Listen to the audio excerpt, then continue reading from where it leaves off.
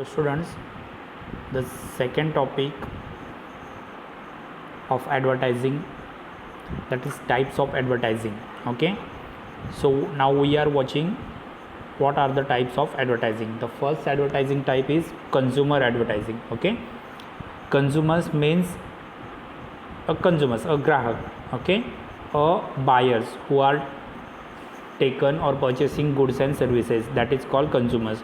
So consumers advertising are very informative, okay, and persuasive, means they are keeping natures that when consumers is watching that time their mind is totally divert. Okay, that advertising is called consumers advertising. Okay, in this advertising especially we are watching in TV, radio or newspaper, magazines. Okay, the consumers advertising is contain luxurious goods, okay, cosmetics, clothes advertising, and also we are watching the food grains advertising. That all advertising are the part of consumer advertising. Okay, this advertising specially we are watching in newspaper, TV.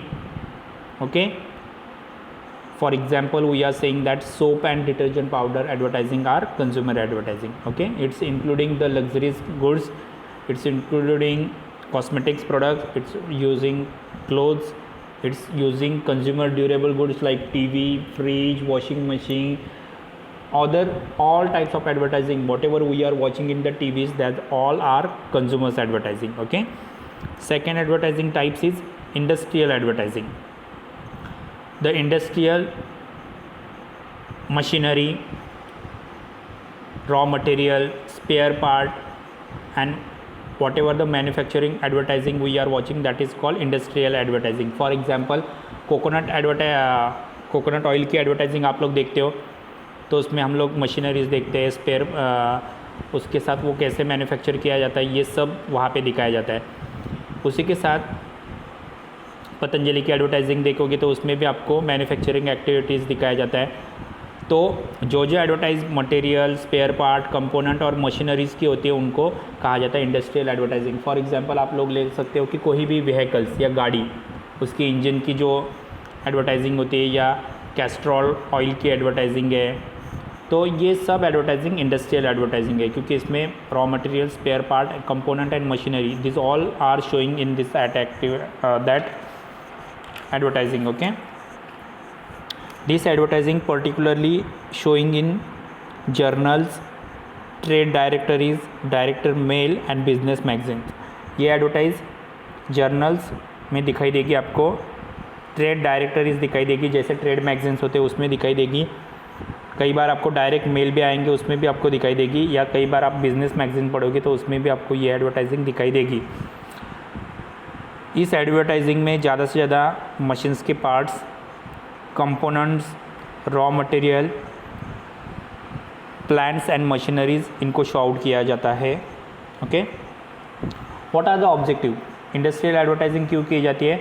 So industrial advertising से products की other products के साथ comparison हो सकती है, उसी के साथ कंज्यूमर्स की वो प्रोडक्ट नीड फुलफ़िल कैसे करेगा, इसकी डिटेल इन्फॉर्मेशन इसमें शो आउट होती है. सेकेंड, बायर्स जो चीज़ें परचेज़ करेंगे, कई बार बहुत सारे कंपनी के जो मैनेजर्स होते हैं या कंपनी का मालिक होता है, उसको भी बहुत सारी इफ़िशेंट इक्विपमेंट ख़रीदना होता है. ओके, तो वो इफ़िशेंट इक्विपमेंट परचेज़ करेगा इंडस्ट्रियल एडवर्टाइजिंग देख के, और वही चीज़ें बाद में वो सप्लाई भी कर सकता है, इसलिए इंडस्ट्रियल एडवर्टाइजिंग इंपॉर्टेंस होती है. ओके, तीसरा, सेल्समैन जो होता है उसको अपने प्रोडक्ट को इफ़ेक्टिवली शो आउट करना होता है और उसकी इन्फॉर्मेशन वाइड स्प्रेड करनी होती है, तो इसके लिए इंडस्ट्रियल एडवर्टाइजिंग बहुत इंपॉर्टेंट होती है. ओके, नेक्स्ट, अगर इस्तेमाल देखोगे तो अगर इंडस्ट्रियल एडवर्टाइजिंग करोगे तो ऑटोमेटिकली सेलिंग कॉस्ट कम होती है, क्योंकि इंडस्ट्रियल एडवर्टाइजिंग करने के बाद प्रोडक्ट की एक्चुअल वैल्यूज़ पता चलती है, तो वहाँ पे सेलिंग कॉस्ट रिड्यूस होती है. नेक्स्ट है, कंज्यूमर्स को भी प्रोडक्ट में इंटरेस्ट रहता है, तो कंज्यूमर्स ट्रांजेक्शन करने के लिए इजीली रेडी होता है. जैसे आप अमेज़ॉन्स पे टीवी खरीदते हो, तो आप इंडस्ट्रियल एडवर्टाइजिंग है, डायरेक्टली आप वो इंडस्ट्री वाला प्रोडक्ट आपके यहाँ पे खरीद रहे हो, तो कंज्यूमर्स को एक इंटरेस्ट आता है चीज़ें परचेज करने में। नेक्स्ट है इंस्टीट्यूशनल एडवर्टाइजिंग। कई बार कंपनी कंज्यूमर्स को या अपने suppliers, dealers, retailers, share holder और सोसाइटी के बहुत सारे पार्ट को इंफॉर्मेशन क्रिएट करने के लिए इंस्टीट्यूशनल एडवर्टाइजिंग दी जाती है। इसके दो मोटिव होते हैं। पहला तो होता है सेल्स टारगेट करना और दूसरा मार्केट में अपनी कंपनी की रेपुटेशंस क्रिएट करना या कंपनी की इमेज बनाना। ओके,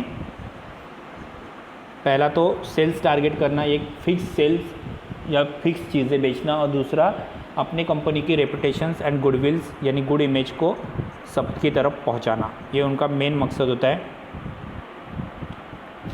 इस तरह की इंस्टीट्यूशनल एडवर्टाइज आपको न्यूज़पेपर, मैगजीन्स, टीवी नेटवर्क में भी दिखाई देगी। ओके, इनके भी मोटिव्स है। इनके मोटिव्स क्या है? तो फर्स्ट, अपने प्रोडक्ट्स और सर्विस की डिटेल इन्फॉर्मेशन देना। दूसरा, अपनी कंपनी के बारे में सारे इंडिया के जितने सिटीजन्स हैं या कंट्री के जितने सिटीजन्स हैं उनको बताना। ओके, अपने कंपनी का economic, social, cultural, pollution control and social awareness में क्या रोल है ये शो आउट करना। ओके, जो बहुत सारे सोशल ग्रुप होंगे उनमें अपनी कंपनी कितनी बेटर है वो शो आउट करना। कंपनी का कंट्री की तरफ और बिजनेस की तरफ इकोनॉमिकल एंड सोशल रिस्पॉन्सिबिलिटी क्या है ये शो आउट करना। कंट्री इकोनॉमिकली के बारे में क्या सोचती है, सोसाइटी के बारे में क्या सोचती है, ये दिखाना। ओके, अगर आप ऐसे एडवर्टाइज आपको कहाँ पे देखने को मिलेगी तो स्पेशली R&D एक्टिविटीज़, मतलब रिकन्स्ट्रक्शन एंड डेवलपमेंट की एक्टिविटीज़ में सारे इंस्टीट्यूशनल एक्टिविटीज़ होती है। बहुत सारे बिल्डर्स लोगों की एडवर्टाइज आप देखोगे तो वो इंस्टीट्यूशनल एक्टिविटीज़ है। इंटरनेशनल प्राइज़ अगर किसी ने कमाया है कंपनी ने तो ISO सर्टिफिकेट, ये भी एक टाइप का इंस्टीट्यूशनल एडवर्टाइज है। Social welfare and pollution control, ये भी एक इंस्टीट्यूशनल एडवर्टाइज है। कंज्यूमर्स प्रोटेक्शन, ग्राहक के हक के बारे में जो एडवर्टाइज होगी वो कंज्यूमर्स प्रोटेक्शन एक्टिविटीज़ है। ओके, क्वालिटी कंट्रोल्स की एडवर्टाइजिंग होती है, प्रोडक्ट्स एंड सर्विस की एडवर्टाइजिंग होती है, एंड सोशल फीचर्स के बारे में एडवर्टाइजिंग होती है। ओके, इसके बेनिफिट्स क्या है ऑलरेडी बता चुका है हम लोग, फिर से अगर किसी को पढ़ना है तो पढ़ सकते हैं। Classified advertising. ओके, अभी न्यूज़पेपर्स में बहुत सारे क्लासिफाइड एडवर्टाइजिंग होती है। इसमें वैकेंट यानी कहाँ कहाँ पे आपको जॉब्स अवेलेबल है इसकी एडवर्टाइजिंग होती है। मैट्रोमिनल, शादी के बारे में बहुत सारी एडवर्टाइजिंग दी होती है। मेल शादी के लिए लड़के चाहिए, लड़की चाहिए, ऐसे। ओके, और उसी के साथ लीज प्रीमाइसेस, कोई जगह रेंट पे देनी है उसके लिए भी एडवर्टाइजिंग होती है। रियल इस्टेट, कहाँ कहाँ पे फ्लैट या कंस्ट्रक्शन चालू है, कितने रेट से, उसकी एडवर्टाइजिंग होती है। इन सारी एडवर्टाइज को क्लासिफाइड एडवर्टाइज कहा जाता है। ओके, ये एडवर्टाइज न्यूज़पेपर को रेगुलर इनकम देती है। ओके, और न्यूज़पेपर में ये एडवर्टाइजिंग डिस्प्ले एडवर्टाइजिंग की तरह काम करती है। ओके, इस एडवर्टाइजिंग के लिए स्पेशली एक लार्ज पेपर साइज़ पे ये दिखाया जाता है। वाइट स्पेस होता है, बॉर्डर्स, कॉलम, कलर्स, इनकी तरफ बहुत कंसंट्रेट किया जाता है। ओके,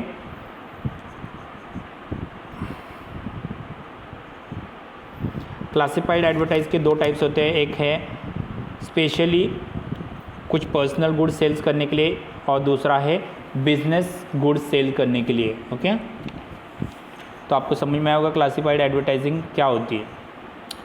नेक्स्ट है national advertising. National advertising specially जो रीजनल एडवर्टाइजिंग होती है, मतलब जो एक स्टेट की एडवर्टाइजिंग होती है उसको नेशनल तरीके से शो आउट करने के लिए नेशनल एडवर्टाइजिंग की जाती है। इसमें ब्रांडेड गुड्स को नेशनल लेवल पे प्रेजेंट किया जाता है।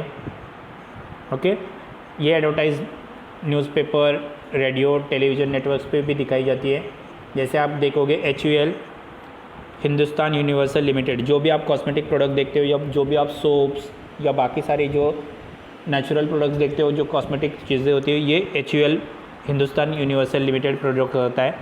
Godrej, TV, magazines, TV, fridge, washing machine, Godrej, Vicco, jet Airways, Bajaj, Amul, ये सारी कंपनियां जो है, इन कंपनियों की जो एडवर्टाइज होती है उसको नेशनल एडवर्टाइजिंग कह सकते हैं हम लोग, क्योंकि ये प्रोडक्ट्स नेशनल लेवल पे अवेलेबल्स है। इसमें सोप, टूथपेस्ट, डिटर्जेंट, कॉस्मेटिक, इन टीवी, रेडियोज़, इन सब प्रोडक्ट्स की एडवर्टाइजिंग की जाती है। ओके, और इनकी नेशनल लेवल तक डिमांड बढ़ाई जाती है, इसलिए वो कॉस्टली भी हो सकते हैं। नेक्स्ट है जेनरिक एडवर्टाइजिंग। ओके, अभी बहुत सारे प्रोडक्ट्स को ब्रांडेड नाम होते हैं। ओके, तो वो ब्रांडेड नाम वाले प्रोडक्ट्स को बेचने के लिए जेनेरिक एडवर्टाइजिंग की जाती है। ये मार्केट में डायरेक्टली न्यूली इंट्रोड्यूस होती है और इसको डायरेक्ट एडवर्टाइजिंग भी कहा जा सकता है। ओके, डायरेक्ट कॉम्पिटिशन इसलिए अवेलेबल होती है। ओके, लेकिन ये एक पर्टिकुलर प्रोडक्ट्स को पूरे कंट्री में अलग अलग टाइप से एडवर्टाइज दिखाई जाती है। ओके, ये प्राइमरी एडवर्टाइजिंग होती है। जैसे अगर आप देख सकते हो अंडा है, तो अंडे के एडवर्टाइज पूरे कंट्री में पहुंचाने के लिए उन्होंने एक एडवर्टाइजिंग बनाई है, संडे हो या मंडे रोज़ खाओ अंडे। ये तो कॉमन एडवर्टाइजिंग है, तो जो भी देखेगा वो अंडा परचेज़ कर सकता है। तो वो जेनरिक एडवर्टाइजिंग है, मतलब एक सिंगल प्रोडक्ट को पूरे कंट्री में लॉन्च करने के लिए इस टाइप की एडवर्टाइजिंग की जाती है। ओके, नेक्स्ट है CSR। सो CSR, इसको कोऑपरेटिव सोशल रिस्पॉन्सिबिलिटी कहा जाता है। कोऑपरेटिव सोशल रिस्पॉन्सिबिलिटी, बहुत सारे जो बिज़नेस है वो बिज़नेस वाले जो सिटीजन्स है वो कॉर्पोरेट सिटीजन्स की तरह काम करते हैं और सोसाइटी को या सोसाइटी के लिए काम करते हैं, तो उनके लिए CSR टाइप्स की एडवर्टाइजिंग बनाई जाती है। जैसे अगर आप रतन टाटा के बारे में देखोगे तो रतन टाटा बहुत सारी अपनी ह्यूज अमाउंट या बहुत सारा पैसा डोनेट करते हैं कंट्री के वीकर सेक्शंस के लिए या सोसाइटी के बहुत गरीब हिस्सों के लिए। ओके, जिससे वो कंट्री की इकोसिस्टम को क्या करते हैं, प्रोटेक्ट करते हैं। मतलब पैसा लास्ट पार्ट तक पहुंचना चाहिए या कोई भी goods and services last part तक पहुंचनी चाहिए, इसकी तरफ वो ध्यान देते हैं। उसी के साथ NR नारायण मूर्ति, ये भी एक बिजनेसमैन है जो बहुत सारा पैसा या बहुत सारी अपनी अमाउंट डोनेट करते हैं। जैसे उन्होंने हार्वर्ड बिजनेस स्कूल जैसे स्कूल बनाए, इससे वो बहुत सारी स्कॉलरशिप, पैनल डिस्कशंस, कॉन्फ्रेंस या वर्कशॉप रख सकते हैं या रखते हैं, जिससे वो बहुत सारे domestic violence, child abuse, save water, save girl child, rehabilitations या फिज़िकल चैलेंज पीपल्स के लिए बहुत सारा मनी कलेक्ट करते हैं और वो लोगों तक पहुंचाते हैं। तो इन एडवर्टाइज को कहा जाता है CSR advertising. So public advertising में बहुत सारी चीज़ों के ऊपर एडवर्टाइजिंग होती है, इसको सोशल एडवर्टाइजिंग भी कहा जाता है। इसमें पब्लिक का अवेयरनेस करना या सोशल अवेयरनेस करना मेन मोटिव रहता है। जैसे आप देखोगे लेप्रोसी रिडक्शन, सेफ ड्राइविंग का एडवर्टाइजिंग है, स्मोकिंग का एडवर्टाइजिंग है, पोल्यूशन कंट्रोल का एडवर्टाइजिंग है। तो इन एडवर्टाइजिंग को हम कह सकते हैं पब्लिक सर्विस एडवर्टाइजिंग। इसमें कमर्शियल मोटिव नहीं रहता है, यानी पैसा कमाने का मोटिव नहीं रहता है, सिर्फ पब्लिक अवेयरनेस और सोशल अवेयरनेस की मेन मोटिव सामने रख के ये एडवर्टाइजिंग की जाती है। The next type is corporate advertising. So corporate advertising क्या होता है कि कई बार कंपनी अपना रेपुटेशंस और पब्लिक से सामने रखने के लिए या कंपनी अपने नेचर को या अपने प्रोडक्ट को पब्लिक्स को या कंज्यूमर्स को अवेयर करने के लिए एक एडवर्टाइजिंग करती है, उनको कहा जाता है कोऑपरेटिव एडवर्टाइजिंग। जैसे अगर UTI बैंक एक्सिस बैंक में ट्रांसफ़र हो गई तो उन्होंने उसकी एक एडवर्टाइजिंग की थी, UTI bank change into Axis. So ये एडवर्टाइजिंग हो गई कॉर्पोरेट एडवर्टाइजिंग। ओके, उसी के साथ कई बार इंडिया में कोई बड़ी हार्ट डिजीज़ एक बार आई थी, तो टाइम्स ऑफ इंडिया ने भी एक एडवर्टाइज लॉन्च की थी जिसका नाम था बिलियन हार्ट्स बीटिंग। ओके, सो कई बार बहुत सारी कोऑपरेटिव इंस्टीट्यूट अपने एडवर्टाइजिंग को शो आउट करने के लिए या कंज्यूमर्स के सामने एडवर्टाइजिंग शो आउट करने के लिए जो एडवर्टाइजिंग बनाती है उसको कोऑपरेटिव एडवर्टाइजिंग कहा जाता है। ओके, इसमें सोशल अवेयरनेस होता है, रूरल डेवलपमेंट प्रोग्राम्स होते हैं, तो इससे बहुत सारे एडवर्टाइजिंग के मोटिव्स होते हैं। अभी इसमें एडवर्टाइजिंग में पहला तो होता है मोटिव्स, क्रिएटिंग गुडविल्स, अपनी ही कंपनी की रेपुटेशंस दुनिया के सामने बिल्ड करना।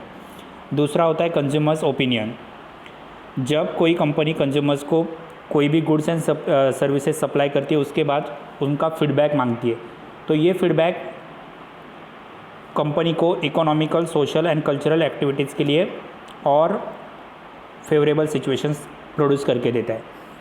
नेक्स्ट है गवर्नमेंट और बिजनेस मैन के बहुत सारे सोशल रिलेशंस होते हैं, तो वो सोशल रिलेशंस रखने के लिए ये टाइप्स की एडवर्टाइजिंग बहुत इंपॉर्टेंट है।